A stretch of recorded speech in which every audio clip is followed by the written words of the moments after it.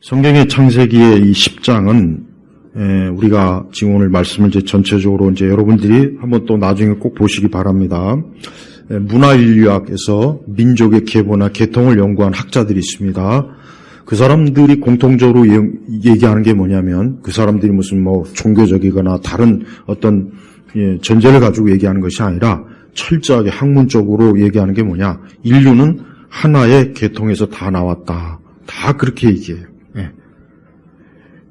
그런데 그 사람들이 무슨 뭐 성경을 가지고 얘기하는 건 아닙니다. 자기네들이 인간의 어떤 유전자나 이런 모든 것들 또 민족의 계보나 이런 것들을 학문적으로 연구해 보니까 결국은 이 세상에 서로 이렇게 혈통이 다르고 뭐 피부 색깔이 다르고 민족이 다르고 이래도 결국은 근원으로 들어가면 하나의 혈통에서 왔구나 하는 것을 보통 그 계통의 학문에서도 다 인정하는 바예요. 성경은 바로 그것을 또 증명합니다. 그래서 32절에 보면 이들은 그들의 나라 가운데 계보에 따른 노아 자손의 종족들이니 홍수의 이들로부터 그 땅의 민족들이 나뉘었다 그랬어요. 우리가 지금도 마찬가지입니다. 지금도 전 세계 모든 민족이나 종족은 서로 어떤 여러 피부색의 차이가 있거나 어떻든 서로 언어가 다르고 다 그러지만 사실은 뭡니까? 다 하나의 혈통. 누구예요? 결국은 노아의 세 아들, 그리고 노아, 그리고 그 노아는 또 어디예요? 결국은 거슬러 올라가면은 아담이에요. 그래서 우리는 온 인류가 하나의 민족입니다. 하나의 민족이에요. 그래서 이거 하나만큼은 분명하고 명확해요. 자, 그런데 우리가 이제 알다시피 창세기 11장으로 들어가면은 아직은 창세기 10장까지는 아직은 언어는 하나였어요. 그러나 이제 창세기 11장에 이제 들어가면 이제 언어까지도 이제 서서히 9절을 보면은 여호와께서 거기서 온 땅의 언어를 혼잡하게 하였으므로 그 이름을 바벨이라 불렀으며 원래 바벨이라는 뜻은 하늘의 문이라는 뜻인데 나중에 혼잡하다 하는 뜻으로 또 의미가 변경이 돼버렸어요. 창세기 오늘 10장 10절에 보면은 그의 왕국은 시날 땅의 바벨과 에렉과 아갓과 갈레에서 시작하였다. 여기서 이 바벨이 나중에 바벨론의 원천이 되는 것이고 계시록의 바벨론은 바로 또 이걸 말하는 것입니다. 그래서 이 바벨은 또 결국은 함의 자손에서부터 나와요. 함은 어떠한 사람입니까? 지난 창세기 9장에 보면은 저주받았죠. 저주받아. 가나안 족속 저주받은 거예요. 자, 니므롯이라고 하는 사람, 이 가장 지금 좀 우리가 눈여겨봐야 돼요. 9절에 보면은 그가 여호와 앞에 힘센 사냥꾼이었으므로 사람들이 니므롯처럼 여호와 앞에 힘센 사냥꾼이라는 말을 하였다. 이 니므롯이라는 뜻은 반역자라는 뜻이요. 더 정확하게 얘기하면 적그리스도, 하나님을 대적하는 자. 그래서 이 니므롯은 영적으로 얘기하면 적그리스도고 이 적그리스도는 마지막에 계시록에 또 나타납니다.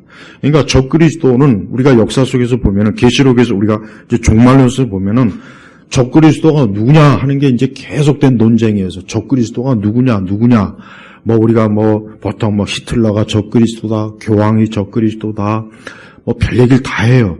그런데 한 가지 분명한 건 뭐냐면 물론 그들도 적그리스도의 모형은 될 수 있지만 궁극적으로 적그리스도는 계시록 그때 정확하게 나옵니다.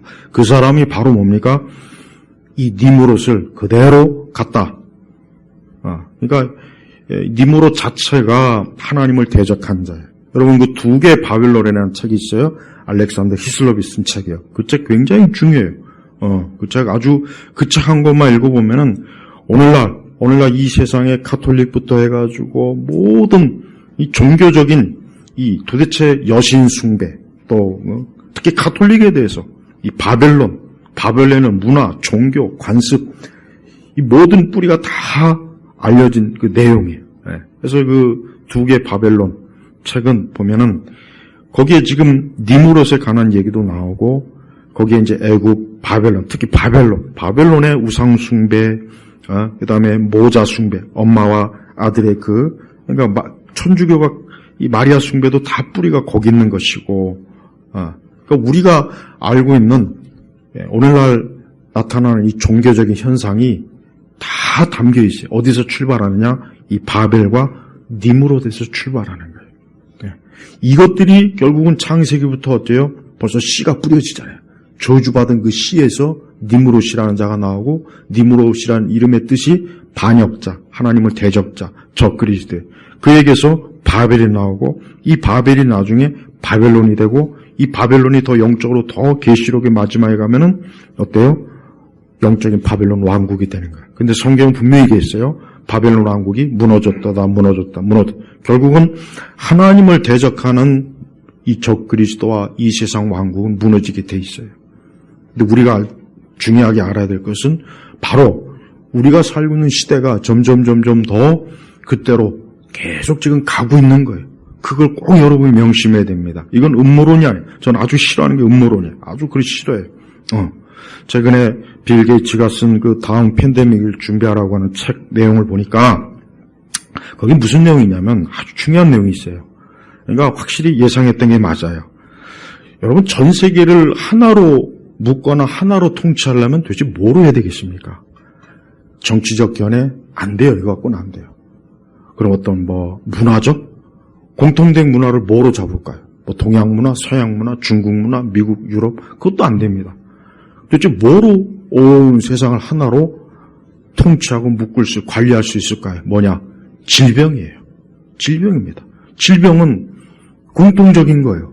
미국 사람이나 한국 사람이나 똑같은 어떤 큰 병에 걸리면 그건 차이가 없어요. 어쨌든 병이니까.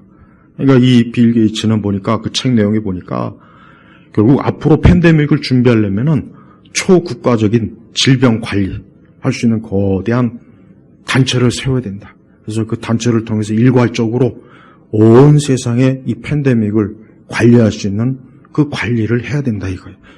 예. 그러니까 이번에 이 코로나로 한번 예행 연습을 해본 거예요.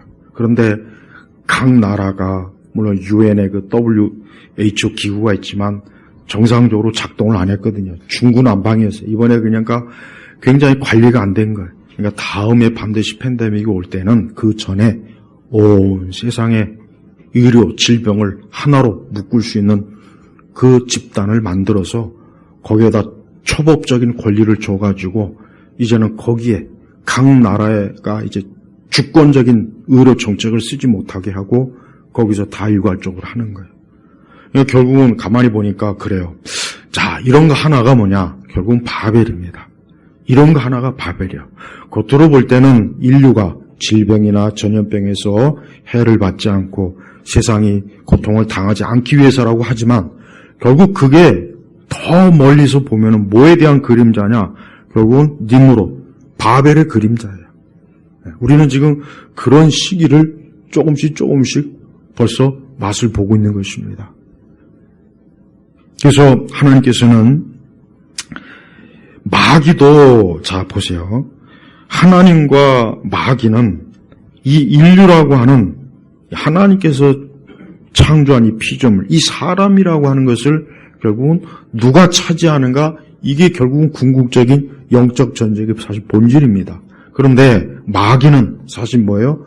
마귀는 권리가 없어요. 왜 그렇습니까? 사람을 누가 창조했습니까? 하나님이 창조했어요. 거기다 하나님의 형상으로 창조했어요. 그러니까 이 마귀가 거기에 대해서 이제 마귀가 끼어든 거예요. 그래서 에덴 동산에서 아담과 하와를 교묘하게 속이고 미혹을 해서 하나님 앞에 범죄하게 했죠. 그 뒤에 이제 아담과 하와는 어때요? 마귀에게 노예가 됐고 마귀에게 속했어요. 하나님 그들에게 저주를 내렸어요. 그들은 죽음의 형벌을 받았어요. 그러나 하나님께서는 그 중에 일부를 하나님의 자녀로 하나님의 백성으로 삼기 위해서 택한 자들이 있어요. 근데 이 마귀는 온 인류를 자기 수중에 두고 싶어 하는 거예요. 온 인류. 이 바벨이나 니무롯 같은 자들은 뭐냐? 우리가 이제 창세기 11장, 사실 11장하고도 같이 봐야 되겠지만은 창세기 11장에서도 결국은 이 사람들이 봐요. 시간이 지난 다음에 이제 많은 노아의 세 아들이 이제 자녀를 낳고 해서 벌써 또 인구가 금세 많이 늘었어요. 근데 이 사람들이 또 모여서 한 짓이 뭐냐? 우리가 언제까지 이렇게 하나님 밑에서 이렇게 살아야 되냐? 이 바벨탑의 의미는 바로 그겁니다. 우리가 한번 하나님과 맞다보자. 하나님과 좀 같은 자리에 앉아보자. 이게 바벨탑의 의미란 말이에요. 자, 마지막 때도 여러분 마찬가지예요. 온 세상을 마귀는 자기가 통제하고 자기가 지배하려고 해요. 이제는 민족이나 종족의 차이가 없어요. 혈통의 차이가 아니에요. 마귀의 궁극적인 목적이 뭐냐? 온 세상을 내가 차지하겠다. 내 것이다. 하나님의 것이 아니다. 이게 니므롯 사상이에요. 이게 바벨의 사상이에요. 근데 세상은 진짜 점점 그렇게 흘러가고 있어요. 세상은 점점 그런 식으로 가고 있어요. 근데 그 중에 그러면 그런 일을 하는 데서 가장 걸림돌이 뭐가 되겠습니까? 교회입니다. 교회. 교회가 가장 걸림돌이 돼요. 왜? 이 교회는 가만히 보니까 아니 하나님을 믿어요. 하나님을 섬겨요. 하나님의 아들 예수 그리스도를 섬겨요. 이 교회라고 하는 하나님의 거룩함, 하나님의 영역이에요. 얘가 마귀는 이 교회를 어떻게 하든지 무너뜨리고 없애든지 아니면 교회를 타락하게 하든지 마귀는 그 일을 지금 어제요? 역사적으로 보면 그 일을 계속했던 거예요. 그 일을 했던 거예요. 그 일. 그러니까 겉으로 볼 때는 이 세상이 그냥 하나의 뭐 인류의 문화 어쩌고 저쩌고 할 수 있지만 영적인 의미로 보면은 세상은 이 바벨을만 온 세상을 바벨론으로 만드는 게 그게 누구의 목적입니까? 니므롯의 목적이에요. 그래서 니므롯은 여기 보니까 9절에 보니까 8절 구스는 또 니므롯을 낳았는데 그가 땅에서 처음으로 용사가 되었다. 여기서 말하는 용사라고 하는 것은 무슨 좋은 의미의 용사가 아니라 남봉꾼. 쉽게 얘기하면은 악한 자, 폭력배. 그러니까 니므롯은 아주 보기 드문. 그러니까 그때까지는 그렇게 굉장히 큰 문제가 없었는데 그렇게 막 대단하게 악한 사람이 없었는데 이 니므롯이 아주 특출나게 악한 자인 거예요.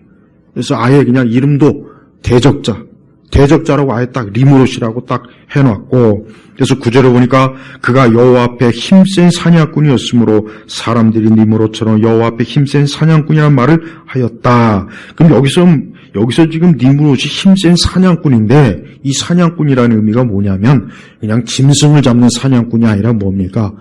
영혼을 잡는 사냥꾼이라는 뜻이에요. 그래서 니므롯이 그래서 대적자라는. 그러니까 이 니므롯은 사람들의 영혼을 사로잡는 사냥꾼이에요. 이거 얼마나 악합니까? 얼마나 극악한 마귀의 아주 표본이에요, 표본. 바로 이 자가 어때요? 벌써 10절에 보니까 그의 왕국은 시날 땅의 바벨과 에렉과 악각과 갈레에서 시작하였다. 그래서 그 중에서 이 바벨이 결국은 나중에 이 니므롯의 본산지가 되고 이 바벨이 계속해서 뒤로 흘러서 애굽으로 했다가 또 다시 바벨론 제국으로 나왔다가 해서 어때요? 하나님 앞에 큰 대적자로서 그 일을 치르는 거예요. 그리고 이제 영적으로는 이 땅에 앞으로 이제 마귀는 적그리스도가 분명히 나옵니다. 이거 하나만은 분명해요. 여러분 종말론에 여러 갈래가 있어요. 무슨 세대주의도 있고 뭣도 있고 있는데 제가 한 가지 분명하게 말씀드릴 수 있는 것은 적그리스도는 앞으로 분명하게 이 세상에 나옵니다. 그리고 적그리스도는 가장 강력한 힘을 가지고 있어요. 어떤 힘이냐? 정치적 힘을 가지고 있고 또 하나 뭐냐? 종교적 힘을 갖고 있어요. 이 두 가지 힘을 가지고 있는 게 바로 적그리스도예요. 근데 그 두 가지 힘을 가지고 있는 자가 지금 있죠. 누굽니까? 그게 바로 교황입니다. 그 로마 교황을 가만히 보면 적그리스도의 표상이 딱 맞습니다. 지금의 로마 교황이 적그리스도 그건 아니에요. 그런데 이 교황이라고 하는 것을 보면은 정치적, 종교적 권력을 같이 갖고 있는 게 아주 특수한 거예요. 특수한 거. 특이한 결합체예요. 자, 우리나라 대통령은 정치적 힘을 갖고 있지 종교적 힘을 가지고 있지는 않아요. 그렇죠? 미국 대통령도 그렇고 영국의 총리도 그렇고 일본의 총리도 그렇지 정치적 힘만 갖고 있어요. 종교적 힘은 없어요. 그런데 정치적, 종교적 두 힘을 같이 가지고 있는 자가 누구냐? 전 세계에서 모든 정치 지도자들이 인정하는 지도자가 누굽니까? 교황입니다. 그러니까 여러분 교황을 무시할 수가 없어요. 사실은 저는 제가 지난번에 그랬지만 아니 저놈이 뭔데 툭하면 신문 이렇게 그냥 큼지막하게 나와가지고 교황이 뭘 했다. 아니 우리가 무슨 가톨릭 국가입니까? 우리가 무슨 남미예요? 필리핀이에요? 아니에요. 그런데도 보면은 전 세계 어디나 보면은 이 교황이 뭘 했다, 어딜 갔다 그런 것들을 틈틈이 뉴스로 보내요. 그 왜 그러겠습니까? 그자가 가지고 있는 힘이 있는 것, 어때? 종교적, 정치적 힘이 있어서 그가 무엇을 말하는가, 무엇을 행하는가, 어떤 일을 계획하는가, 어떤 것을 추구하는가가 관심사가 되는 거예요. 그런데 앞으로 나타날 적그리스도는 역시 교황하고는 비교할 수 없는 엄청난 힘을 가지고 초법, 이 세상에 있는 모든 법을 초월해서 온 세상 위에 딱 앉아갖고 내가 이제 나를 숭배하라. 모든 종교와 모든 신들을 다 내 밑에 두라. 이게 바로 그가 원하고 추구하는 거예요. 그럼 그걸 유일하게 반대할 세력이 누구겠습니까?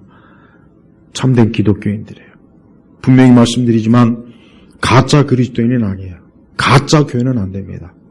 오직 이 모든 것들을 바르게 깨닫고 영적으로 알고 있는 참된 그리스도인들만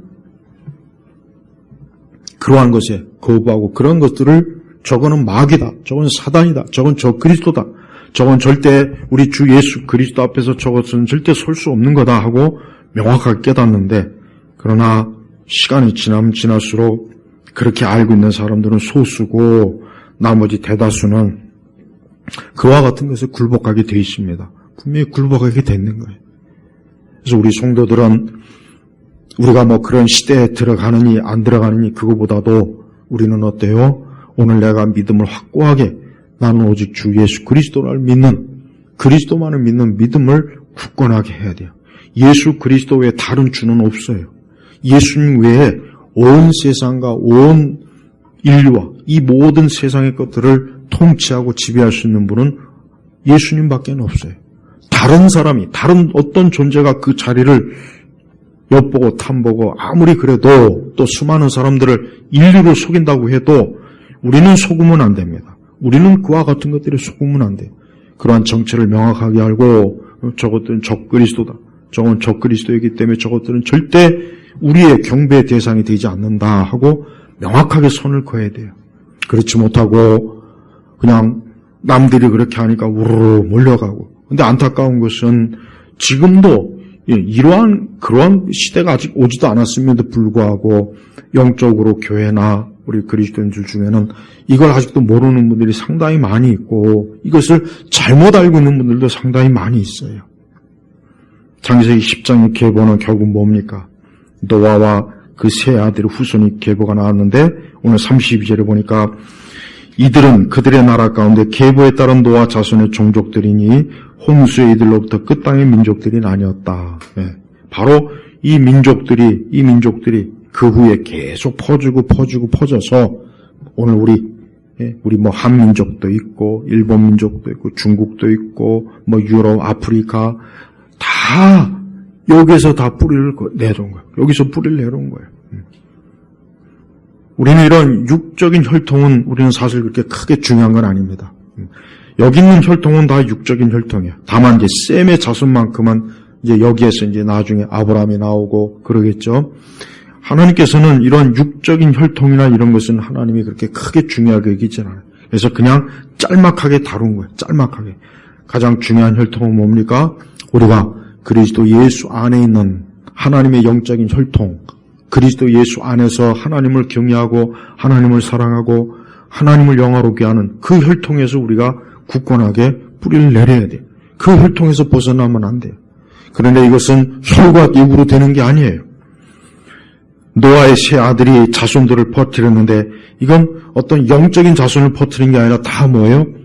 육적인 자손들을 퍼뜨린 거예요. 육적인 자손들. 근데 하나님께서는 그 육적인 자손들 가운데 이 셈의 계통에서 하나님께서 어때요? 아브라함, 그리고 아브라함을 통해서 나중에 이삭과 야곱, 거기서 12지파, 거기서 이스라엘이 나오는 겁니다. 그러니까 사실은 유대인이 선민이라고 하지만 원천 뿌리로 보면 뭐예요? 사실 선민이라고 하기도 어려워요. 다 똑같은 거예요. 거꾸로 올라가면 다 노아의 혈통이에요. 또 올라가면 아담의 혈통이에요. 그러니까 나는 유대인들이 그랬잖아요. 이미 예수님 당시에도 우리는 아브라함의 후예다. 그 얼마나 막 자부심이 넘쳐나잖아요. 우리의 조상은 아브라함이다. 우리는 아브라함. 우리는 아브라함이기 때문에 우리는 저런 로마니 그리스니 저런 잡족하고는 우리는 피가 다르다. 이게 유대인들의 자부심이에요. 유대인들의 자부심이 얼마나 강한지 모릅니다. 그래서 유대인들은 다른 이민족들을 개라 그러잖아요. 개다. 이민족들은 그냥 지옥의 딸감으로 쓰기 위해서 하나님이 그냥 만드신 거다. 그 정도로 생각해요. 그 정도로 생각한다고. 근데 예수님은 그게 아니에요. 예수님은 그게 아닙니다. 사도행전으로 들어가 보면 알겠지만 사도들은 예수님의 이 복음에 대한 바른 깨달음을 가지고 있었어요. 사도들도 다 유대인이에요.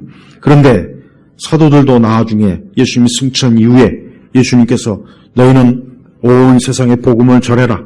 그 명령을 주셨을 때 사도들은 이젠 온 인류가 이젠 그리스도 예수 안에서 돌아와야 되는구나. 그 혈통 안으로 들어와야 되구나. 육적 혈통은 이미 다 갈라질 대로 갈라졌지만 오직 뭡니까? 그리스도 예수의 피, 그 피를 믿고 이제는 어디로 들어옵니까? 하나님의 나라로 들어오는 거예요. 그래서 여러분 천국에는 민족이나 종족이 없어요. 천국에서 가서 우리는 일본 민족이다, 우리는 한국 민족이다. 천국엔 그게 없습니다. 다 뭡니까? 아브라함의 혈통. 영적으로 다 아브라함의 혈통이에요. 그래서 우리는 지금 이 시대를 살아가는 우리 그리스도인들은 결국 복음은 모든 사람들에게 전해야 된다. 누구를 막론하고 이 복음이 전해지는 게 그게 예수님의 뜻이에요. 그래서 우리 그리스도인은 이 종족주의, 민족주의에 사로잡히는 것은 좀 금해야 돼요. 예, 그거는 복음의 원리와 맞지 않아요. 베드로가 그랬죠. 베드로가 오늘날 그러니까 베드로조차도 여전히 그렇게 예수님이 많이 가르쳤음에도 불구하고 베드로조차도 자기는 유대인에게만 이 복음을 전하는 것으로 아주 머리에 아주 그 유대적인 사상에 꽉 사로잡혔던 사람. 그러니까 하나님께서 환상을 주셔갖고 이방인에게 가서 복음을 전하라고. 그러니까 베드로가 얼마나 참 그걸 힘들게 받아들였습니까? 하지만은 베드로도 이방인의 로마의 군인이 복음을 받아들이니까 그때서야 우리 예수님의 복음이 이제 이방인에도 전해지는 걸 내가 알았다. 자, 베드로조차도 어때요? 베드로가 예수님 승천한 이후에도 여전히 베드로 같은 사람은 어때요? 철저하게 유대 민족주의에 사로잡힌 사람이에요. 네. 근데 바울이라는 사람은 어떻습니까? 바울은 이방인의 사도로 하나님 부름받은 걸 자기가 깨달았어요. 사실 바울도 베드로 못지않죠. 베드로보다 더하면 되지 덜할 사람이 아니에요. 하지만 그가 그리스도의 부르심을 받고 난 뒤에 자기는 이방인에게 복음을 전해야 된다는 걸 자기에게 주신 사명을 깨닫고 그는 어때요? 이방인들이 복음을 전하기 위해서 그 당시에 소아시아를 무려 3번이나 전도 여행을 다녔어요. 그 험난한 지금부터 2000년 전에 그러니까 바울이 그러지 않습니까? 자기가 강의 위험, 강도의 위험, 동족의 위험, 그냥 엄청나게 많은 위험을 무릅쓰고 어때요? 복음을 전한 거예요. 그러니까 지금도 교회가 사실 해야 될 가장 중요한 일이 뭐냐면 예수 그리스도의 복음을 전해야 돼요. 교회는 이게 사실 제일 긴급한 겁니다. 사실 교회가 점점 커지고 신자들이 많으면 딴짓을 많이 해요. 딴짓을. 그래서 기독교 문화를 만들어야 된다는 동, 기독교적인 그러니까 교회가 좀 보면은 이게 자꾸 사람이 많이 모이고 규모가 크면은 딴짓을 많이 해요. 그러니까 우리끼리 올림픽 잔치를 한다고 자꾸. 그러니까 그 짓을 하지 말고 그럴 시간 있으면은 각자 부지런히 복음을 전하는 일에 그게 가장 중요한 급선무지. 우리끼리 잔치할 일은 별로 없는 거예요. 우리는 마지막 때에 이 이 바벨 자체가 어차피 세상이고 이 바벨 자체가 결국은 마귀의 지배하에 있는 것이고 마지막에 우리 주님께서 계시록에 예수님 오실 때쯤 되면은 이 바벨론이 결국 무너졌다는 것을 우리 주님께서 그것을 마지막으로 선고하셔요. 하지만 그 때가 적기 전까지는 영적으로 어때요? 이 바벨이라고 하는 이 바벨론의 나라는 견고하게 서 있어요. 그러니까 우리가 알아야 됩니다. 우리는 지금 어디에 있습니까? 우리는 이 바벨론이라고 하는 곳에 있는 거예요. 우리는 이 세상 자체가 바벨론이에요. 혼잡한 곳이에요. 혼란한 곳이에요. 그래서 11장 9절에 보니까 온 땅의 언어를 혼잡하게 하였으므로 그 이름을 바벨이라 불렀으며 지금도 저기 바벨론 유적지에 가면 바벨의 문이 있어요. 그 당시에는 그 문의 이름이 하나님께 이르는 문, 하늘의 문 이렇게 칭했는데 하지만 성경에서는 뭡니까? 성경에서는 혼잡. 여러분 지금 세상이 혼잡하잖아요. 모든 게 다 섞여 있잖아요. 막 섞여 있어요. 종교도 막 섞여 있어요. 종교도 섞여 있고 민족들도 막 섞여 있고 막 섞어요. 그러니까 마귀는 섞는 걸 좋아합니다. 마귀는 섞는 걸 좋아해요. 왜? 섞어야 본질이 흐려지는 거예요. 하지만 예수님 믿는 우리 그리스도인들은 섞이면 안 돼요. 우리는 그리스도의 순전한 피로 구원받은 사람이에요. 우리는 그리스도의 피로 우리는 씻음받은 사람입니다. 우리는 그리스도의 십자가의 피로 우리는 구원받은 거예요. 다른 피가 섞이면 안 돼요. 근데 이 세상은 다른 피가 뭐 어떠냐? 야, 부처면 어떻고 교황이면 어떻고 마리아면 어떻고 뭐면 어떠냐? 그저 종교가 너에게 좋은 의미야. 그저 좋은 의미를 부여하고 세상에 평화를 가져오게 하고 서로 공동체와 사랑과 평화를 가져오게 하면 되지. 뭐 꼭 예수님만 믿어서 그렇게 자꾸 분란을 일으키느냐. 세상이 자꾸 그렇게 얘기해요. 근데 거기에 많이 넘어가 있어요. 거기에 그 사탕발림에 진짜 생각해보니까 그럴 수 있군요. 우리 주님은 평화의 왕이신데 우리가 이렇게 서로 네 종교 내 종교 따져갖고 이렇게 싸우는 걸 생각해보니까 하나님 기뻐하지 않을 것 같은데요. 듣고 보니까 참 좋은 말 같아요. 그게 바로 뭐예요? 그게 바벨이에요. 바벨이라고. 아마도 앞으로 더 이제 시간이 지나면은 지금도 물론 이제 그러한 조짐이 보이지만 앞으로는 각 나라와 각 민족의 주권을 이제 없애는 일들이 벌어질 거예요. 그러면서 이제 국경도 없애고 서로 간의 차이를 없애는 거예요. 그래서 더 이상 나누지 말자. 그래서 창세기 11장에 있는 그 일이 앞으로 또 그 일이 벌어져요. 또 벌어진다고. 또 하나로 모이자. 또 하나의 제국을 만들자. 온 세상이 하나가 되어서 우리가 우리의 신인, 우리가 세운, 우리가 추구하는 그런 초거대 권력을 가진 그 어떤 누군가에게, 그게 이제 저 그리스도, 그를 숭배하자, 그에게 복종하자, 그를 모시자, 그를 통해서 세계가 통일이 되자, 이제 그런 짓들을 분명히 할 거예요. 그때 가장 여전히 걸림돌이 되는 것은 이제 우리 그리스도인이 될 겁니다. 우리 그리스도인들은 그러한 부분에 있어서 자기의 믿음을 잘 여러분 지켜야 돼요. 제가 보니까 앞으로는 우리 보면 우리나라 사람들은 이제 주민등록번호가 있고 미국 사람들은 사회보장번호가 있고 그런 게 있어요. 그런데 앞으로 이제 이게 아마 더 없어질 거예요. 이제는 각 나라에서 추구하는 개인 신분 변호는 이제 없어집니다. 그거를 이제 온 세상 사람에게 하나의 중심 기관에서 고유번호를 다 부여할 거예요. 그 왜 그러느냐? 그 이유가 뭐냐면 그게 바로 이제 팬데믹 같은 거를 효과적으로 대처하고 예방하기 위한 바로 그런 차원으로 앞으로 이제 그 일을 벌일 거예요. 그럼 사람들은 좋아하겠죠. 더 효과적으로 관리해준다.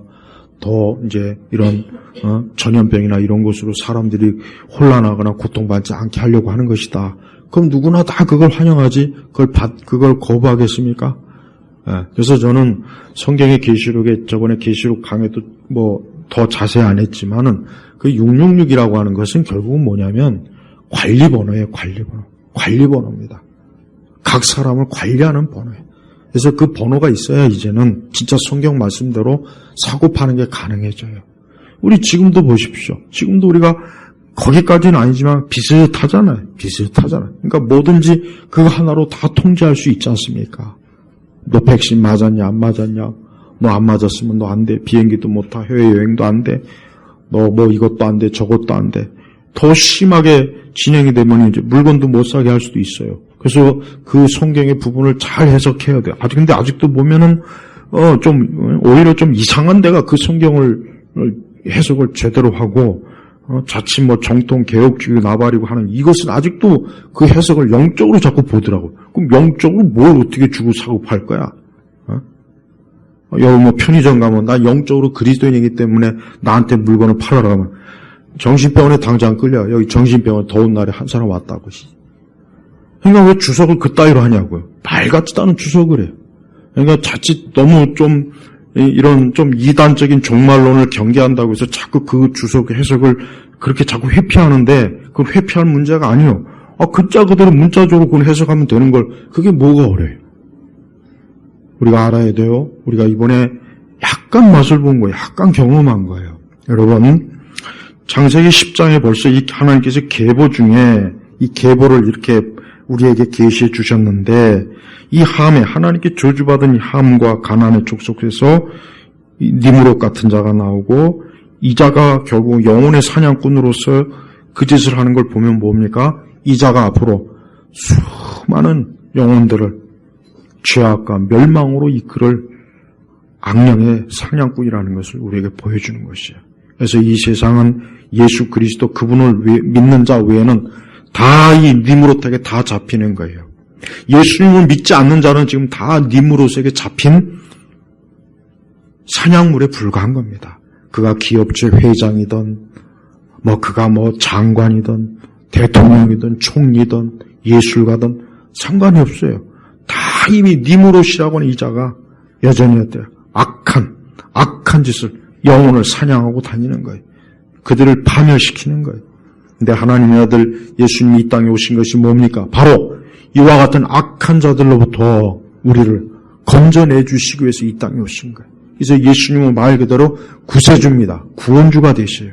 예수님은 누구라도 이 땅에서 니므롯의 포로가 된 니므롯에게 사로잡힌 자들이라면 그가 누구든지 상관없어요.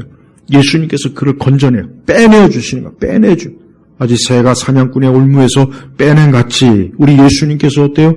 너의 영혼을 내가 살려주마. 너의 영혼을 이 악한 사냥꾼에게서 내가 건져주마. 해가지고 그를 해방시키는 게 이게 바로 기독교의 복음이에요. 이게 바로 구원입니다. 그래서 예수님을 믿는 것은 이렇게 중요한 거예요. 근데 세상 사람들은 이걸 모릅니다. 세상 사람들을 잘 몰라요. 세상 사람들은 여전히 그들은 육적으로만 세상을 보니까 이런 성경 말씀을 알겠습니까? 이런 걸 들어도 깨닫긴 하겠습니까? 깨닫지 못하는 거예요. 그러나 성령 안에서 하나님의 자녀들은 깨닫게 돼 있어요. 깨닫게 돼 있다고. 그래서 우리에게 주신 이 거룩한 하나님의 계시의 말씀을 통해서 이 세상이 이렇게 창세기에 나왔던 이 니므롯과 바벨의 세상이 마지막 때까지도 엄청나게 이 세상 전체를 지배하고 이 세상 전체의 많은 영혼들을 다 멸망의 길로 이끄는 일에 이 마귀가 역사하는구나, 니므롯이 역사하는구나 하는 걸 알 수 있어요. 아담의 타락 이후에 인간은 다른 방법으로는 구원받을 길이 없습니다. 다른 방법으로는 나아질 길이 없어요. 오직 뭡니까? 하나님 안에 들어와야만 살 수가 있어요. 하나님 안에 들어와야만 인간이 살 수 있는 유일한 그 하나의 길만 있는 거예요. 그래서 창세기 11장에도 저들은 하나님을 대항하는 일을 지극정성으로 열심으로 해. 그래서 창세기 10장 1절에 보면은 온 땅의 언어가 하였으며 말도 하나였다. 물론 이 언어와 말이 뭔지는 모르겠어요. 유대인들은 히브리어라 그래요. 유대인들은 뭐든지 자기 중심이야. 뭐든지 하여튼 이 언어와 말이 자기네 히브리였다고 랍비들은 또 그렇게 주석을 해놔. 자기네들 거 보면. 하지만 그거는 근거가 없어요. 그게 진짜냐 아닌지 어떻게 알아요.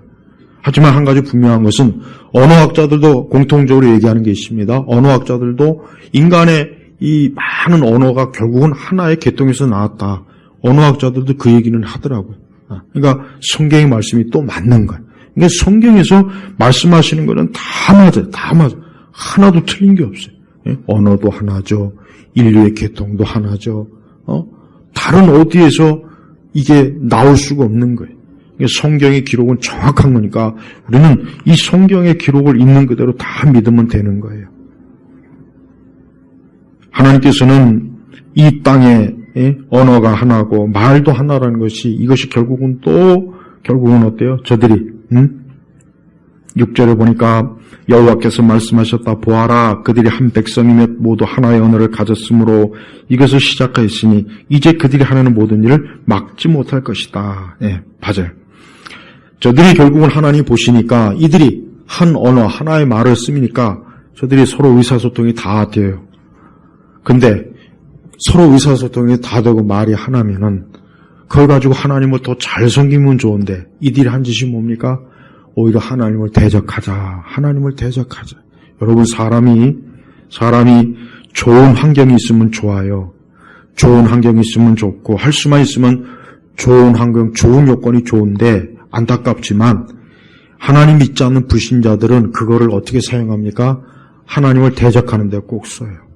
그래서 우리 성도들은 어떤 좋은 환경이나 좋은 요건을 하나님 앞에 구하는 건 죄가 되진 않지만, 진짜 그러한 것들이 주어지면 하나님 섬기는 데 꼭 쓰십시오. 하나님을 잘 섬기는 데 그걸 또 활용하시고, 그걸 더 열심히 하세요. 하나님이 내게 주신 좋은 걸 가지고, 이 사람들이 좀 이 짓을 안 했으면은, 얼마나 많은 우리 그냥 영어 배우느라,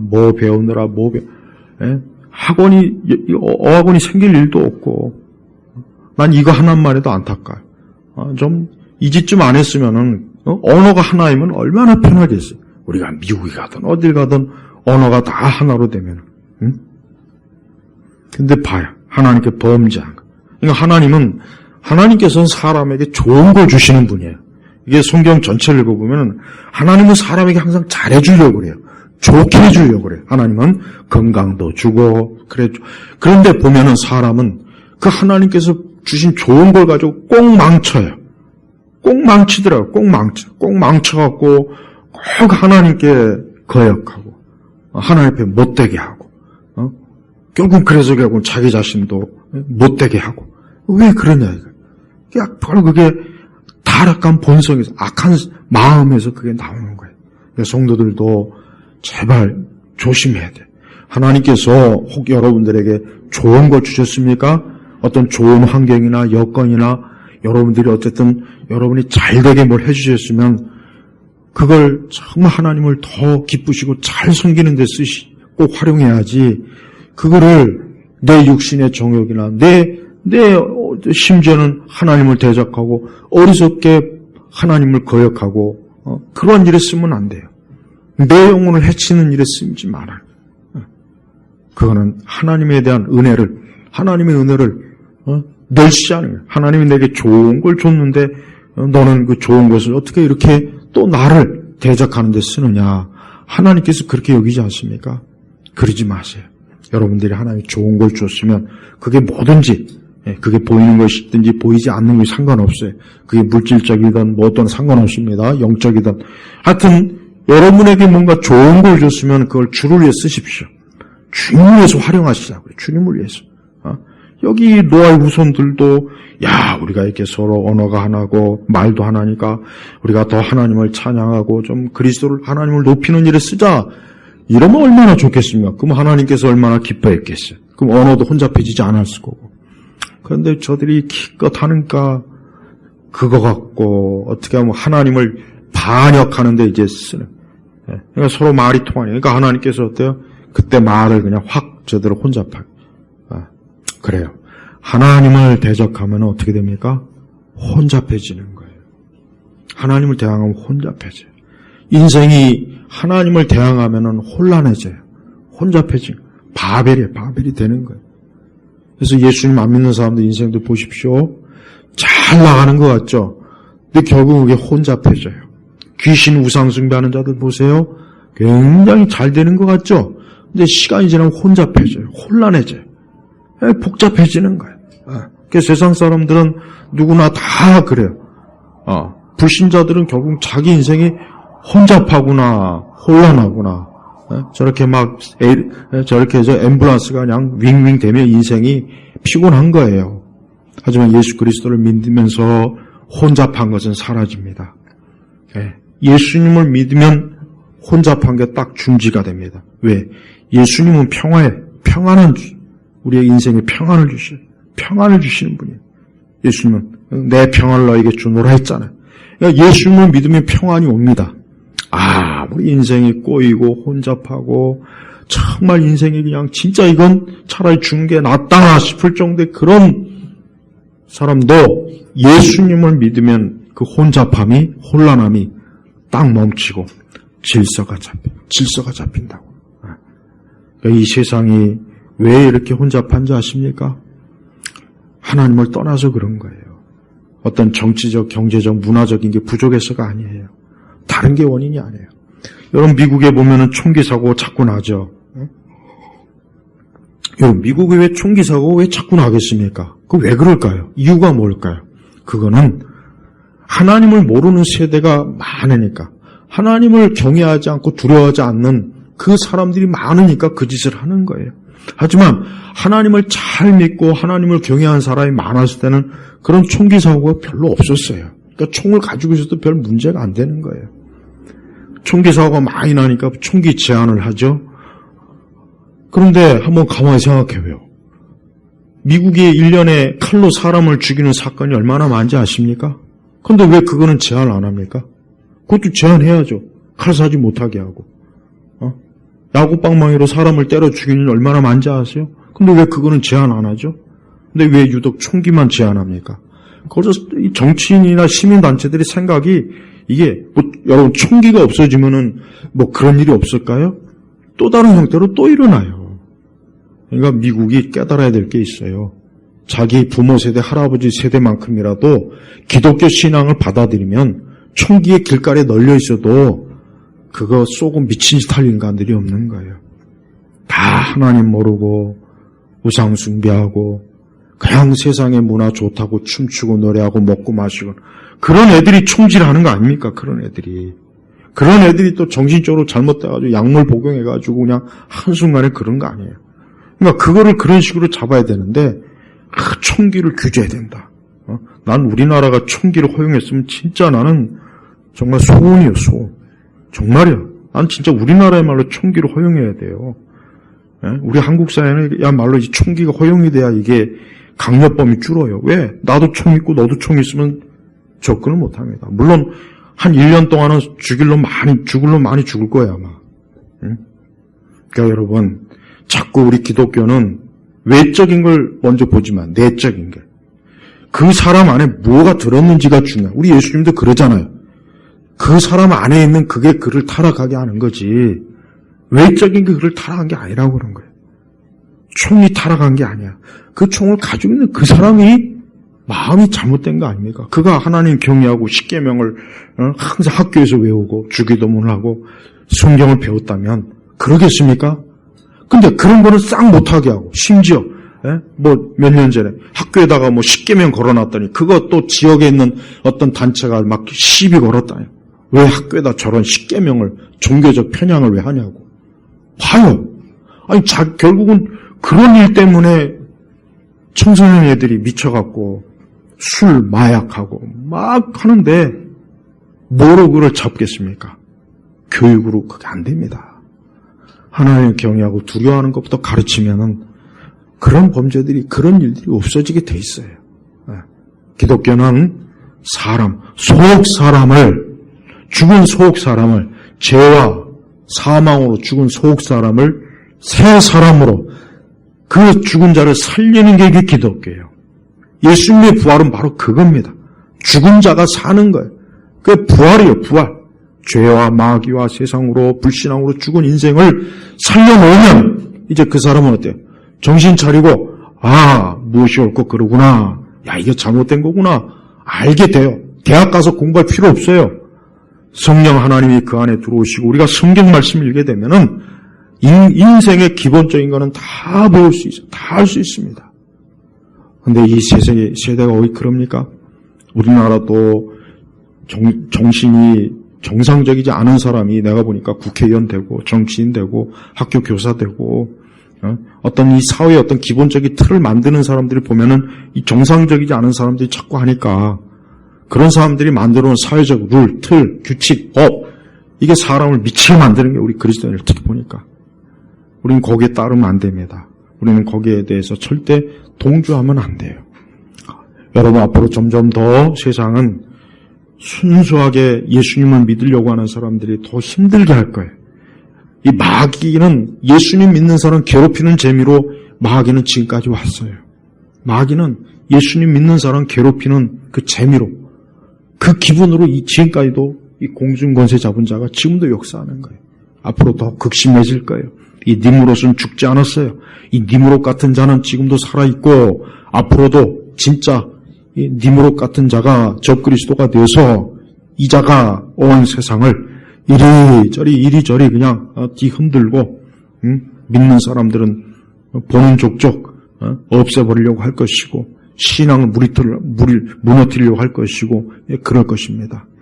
우리 성도들은 오직 주님을 믿어요. 자, 이렇게 많은 계보가 복잡하게 있지만 그래도 하나님 믿는 계보는 계속 나와요. 하나님 믿는 메시아의 계통은 계속 나오게 돼 있어요.